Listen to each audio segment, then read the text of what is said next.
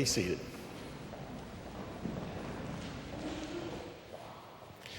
Let me ask you a question. Does the number 29,236.5 have any significance for you? Well, maybe not.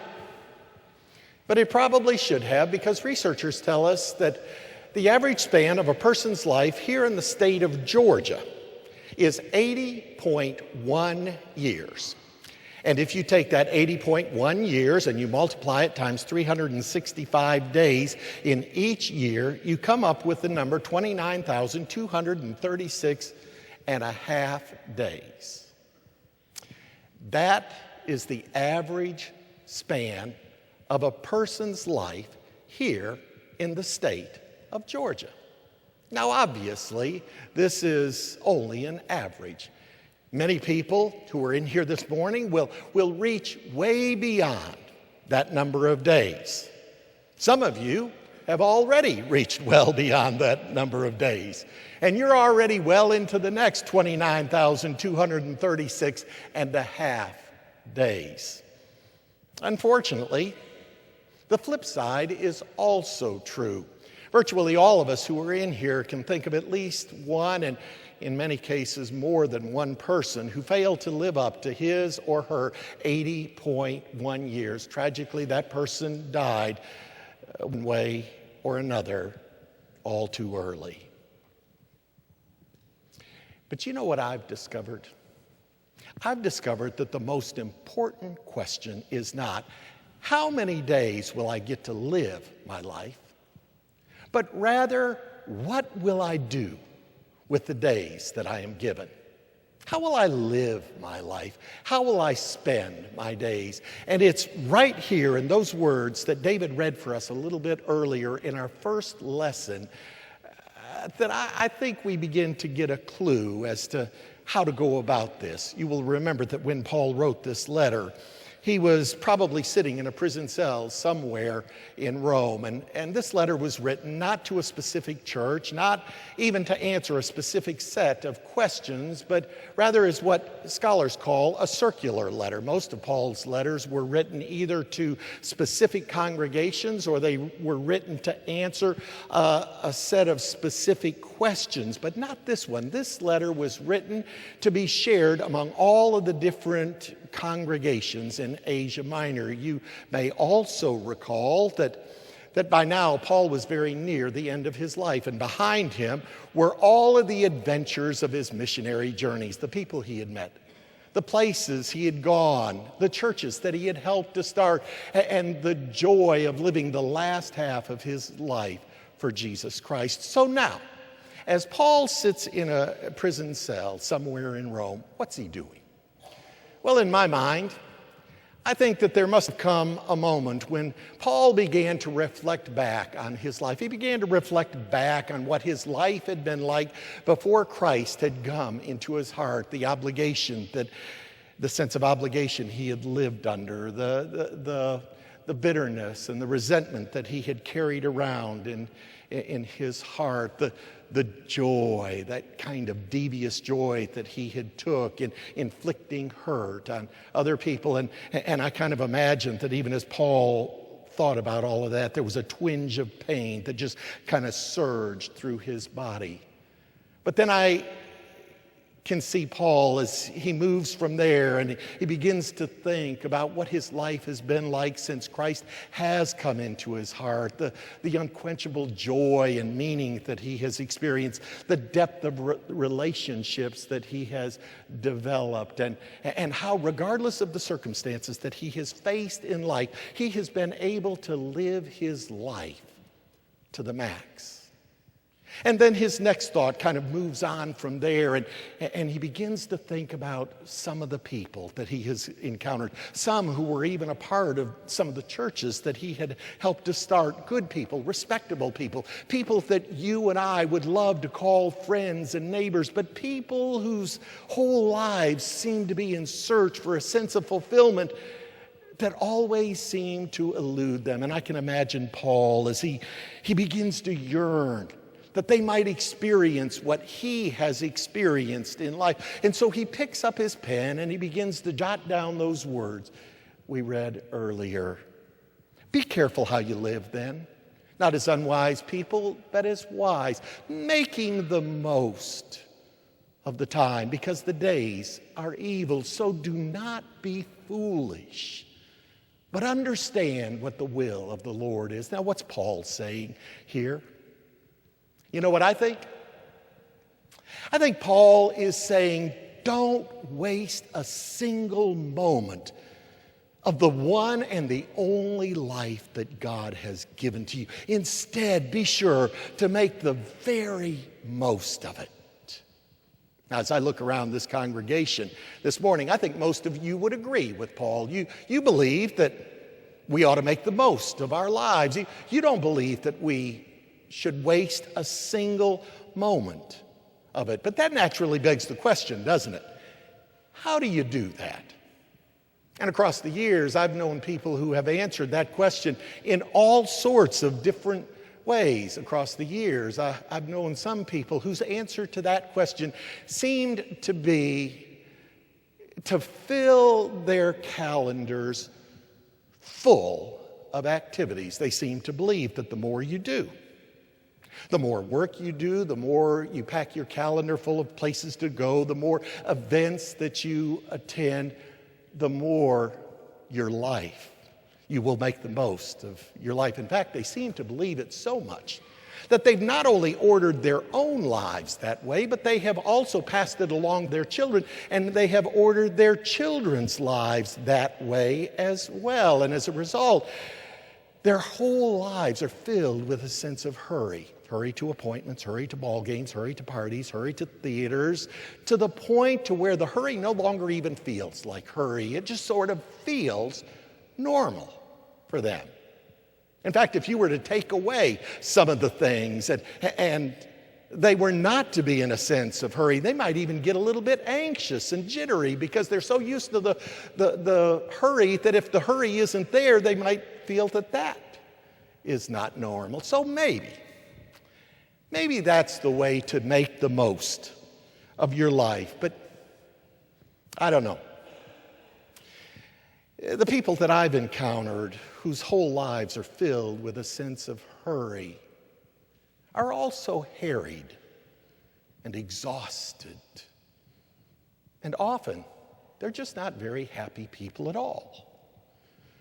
Across the years, I've known some people who believe that the way to make the most of life is to run around trying to make everybody else happy. They seem to think that if they can make everybody else happy, it will also make them happy. And so they spend all of their energy trying to make everybody else happy in the hope that it will all end happily. But even that can have its own kind of vicious circle, can't it? Do you remember that silly story of the young man who came home from college one summer and he got a job at a large department store? And one day a customer came into the department store and wanted to buy a half of a candle. Well, he knew that you couldn't buy a half of a candle, but he'd always been told that the customer was right, and he wanted to make the customer happy. And so he picked up a candle off of the shelf and he went into the back and he started to cut it in half when his boss walked into the back room and saw what he was doing and said, "Son, what are you doing?" And he said, "Well, you're never going to believe it, but some nut out there wants to buy a half of a candle." And as he said that, he turned and he noticed that the customer had followed him into the back room and was listening to him. And so very quickly he said, "And this brilliant young man wants to buy the other half of the candle." Well, after the customer left, the boss said to him, "Young man, that was quick thinking. Where are you from?" He said, "I'm from Green Bay, Wisconsin, home of great football players and ugly women." The boss said, "My wife is from Green Bay, Wisconsin." He said, "What position did she play?"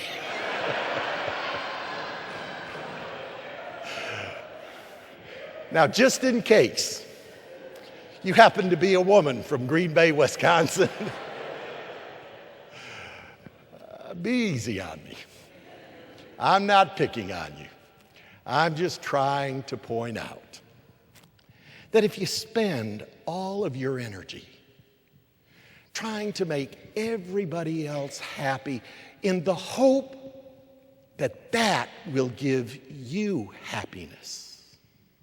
You're going to end up frustrated, exhausted, and unable to do the very thing that you are setting out to do.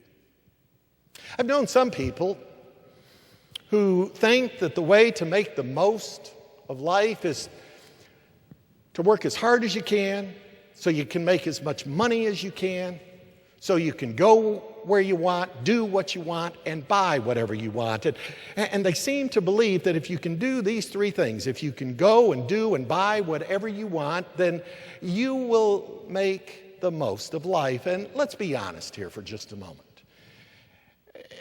There is a side to this that actually makes sense.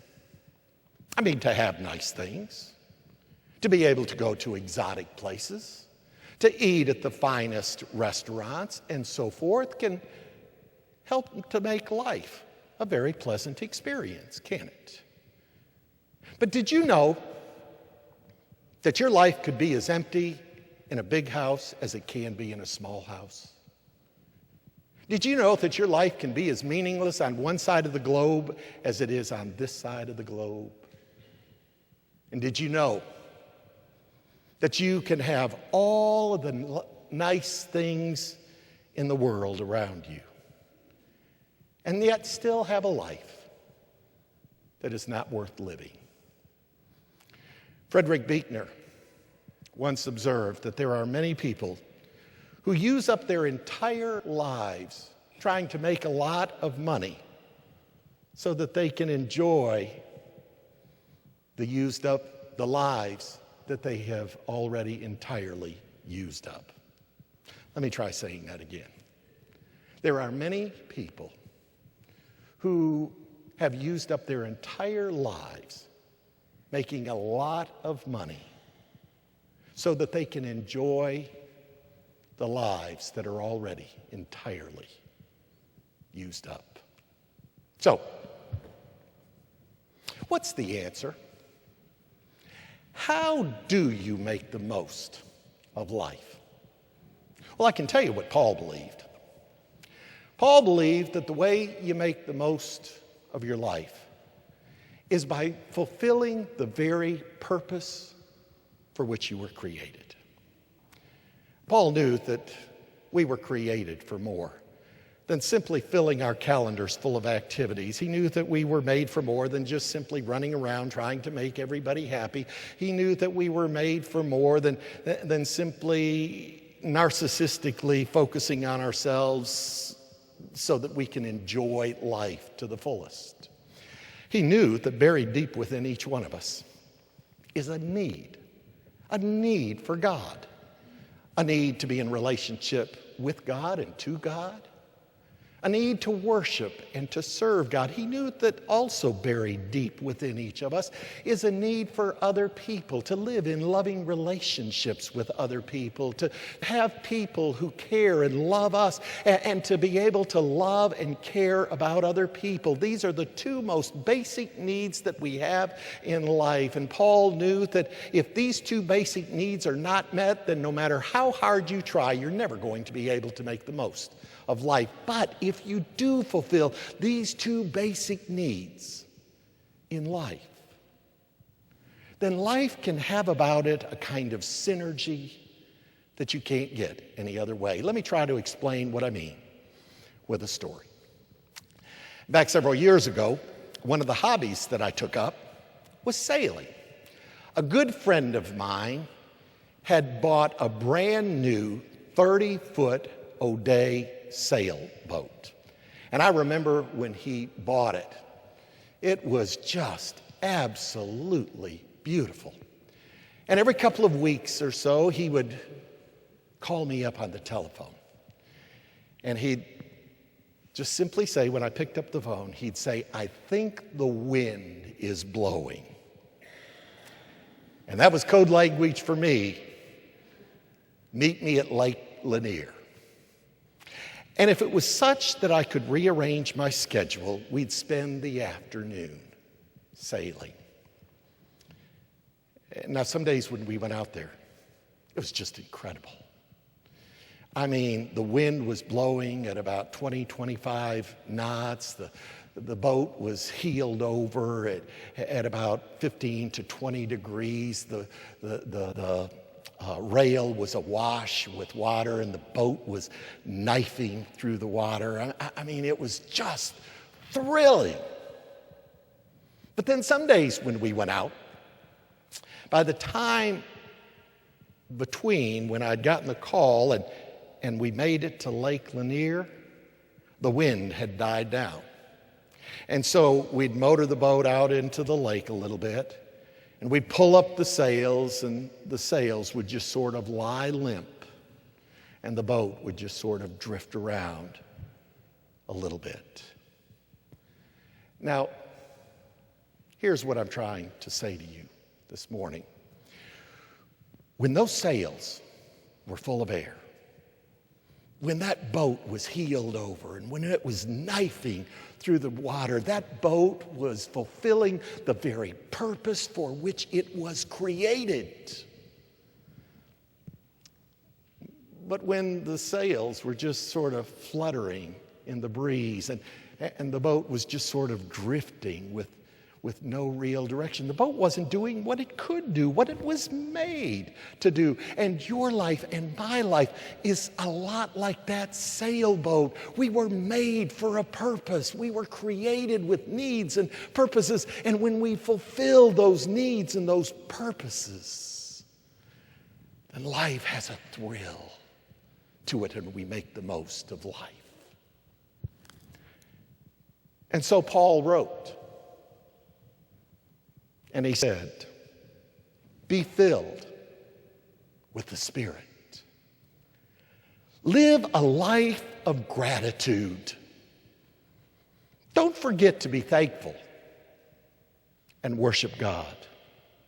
Love and be servants of one another. And then you will make the most of your life. And that, my dear brothers and sisters, is the good news for this morning. Our gracious and loving God, we give you thanks for this weekend. What an incredible weekend this has been here at this church. And we give you thanks that you give us the opportunity to make the most of life. Lord, help us to see clearly in our minds that which you want for us, that which you want to do through us. And help us fulfill the very purposes for which we were created. In the name of Christ we pray. And together the whole congregation said, amen. Our closing hymn is hymn number 451, Be Thou My Vision. As we stand and sing this hymn,